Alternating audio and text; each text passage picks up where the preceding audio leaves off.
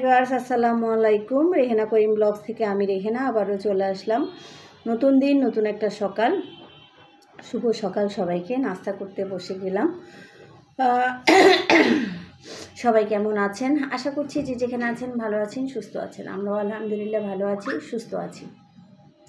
তো আজকেও নাস্তায় কি আছে সেটা একটু দেখাই। এই যে রুটি, ডিম ভাজা, আলু ভাজা। আজকে আলু ভাজিটা হচ্ছে দেশি আলু দিয়ে করেছি। আর আজকেও একা একা করব, কারণ সবার করা শেষ।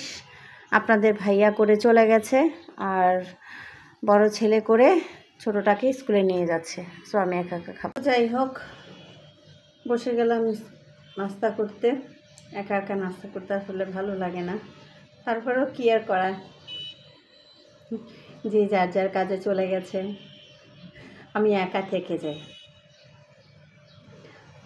বাচ্চারা বড় হয়ে গেলে, স্কুল কলেজে চলে গেলে না, মারা একাই হয়ে যায়। যতক্ষণ বাচ্চারা ছোট থাকে ততক্ষণ মার কাছে থাকে, এই হচ্ছে নিয়ম। তো চাটাও নিয়ে বসি গরম করে, কারণ চাটা বানিয়েছে অনেকক্ষণ। বড় ছেলেকে যখন স্কুলে দিয়েছিলাম, ওর স্কুলে গিয়ে বসে থাকতে হতো। আর আমার বুচু সোনাকে যেদিন থেকে স্কুলে দিয়েছি না, একদিনও বসে থাকতে হয়নি আমার। আর এখন ছেলে বড় হয়েছে, যখন ও ফ্রি থাকে ও নিয়ে যায়, আর মাঝে মধ্যে ওর বাবা নিয়ে যায়। আর আমার ইমতিকে যখন আমি স্কুলে দিয়েছি না, প্রত্যেক দিন আমি নিয়ে যেতাম। ওর তো মর্নিং শিফট ছিল, 7টা 5-এ অ্যাসেম্বলি হতো। তোদের স্কুলে একটা রুলস ছিল, সেন্ট মেরিস তো সবাই জানেন, সেন্ট মেরিসের রুলসগুলো খুব কড়াকড়ি। তো 7টা 5-এ যেহেতু অ্যাসেম্বলি হয়, তো 7টার আগে স্কুলে ঢুকতে হতো। এরপরে গেট লক, আর খুলবে না। যতই কান্নাকাটি করি না কেন, গেট আর খুলতো না।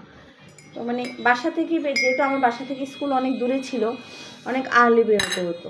আমি 6টা 15-তে বাসা থেকে বের হতাম। কি একটা অবস্থা ছিল চিন্তা করে, অনেক দূরে উঠে। তো একটা জিনিস ভালো ছিল যে আমার ইমতি আবার ভোরবেলা ওঠা নিয়ে কখনো কোনো প্যারা দেয়নি। আমার 2টা বাচ্চাই সেম, কখনো ভোরবেলা ওটা নিয়ে প্যারা দেয়নি। ও যখন হাই স্কুলে উঠেছে, নাসরাবাদে পড়েছে, তখন ও নিজে নিজে উঠে চলে যেত, আমাকে ডাকতোও না। তো ওকে নিয়ে বের হতাম সেই ভোরবেলা। তারপরে প্রথম বসে থাকতো, তো খুব কান্না করতো। প্রায় কেজি 1, 2 আমি বসিয়েছিলাম। 3-তে ওঠার পরে দিয়ে চলে আসছে, আবার আনতে যেতাম আর কি। তখন তো আমার আয়ান হয়েছিল, তাই ওকে দিয়ে চলে এসছি আর কি।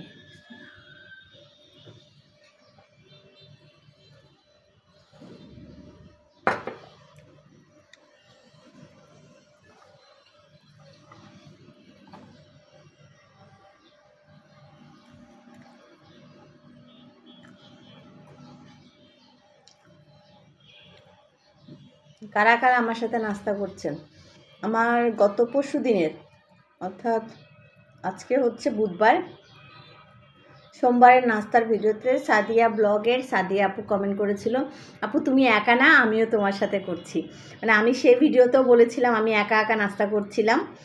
তো আপু বলছে না আপু আমিও আছি তোমার সাথে। আসলে এই জন্যই তো ক্যামেরা অন করি, যে আপনারা সবাই আমার সাথে নাস্তা করেন।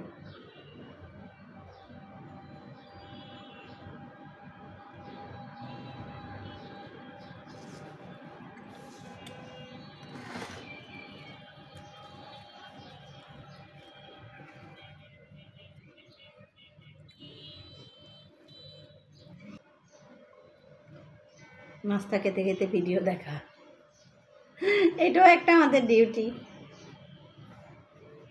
এদিকে একটা নিয়ে বসছি, এদিকে একটা নিয়ে বসছি।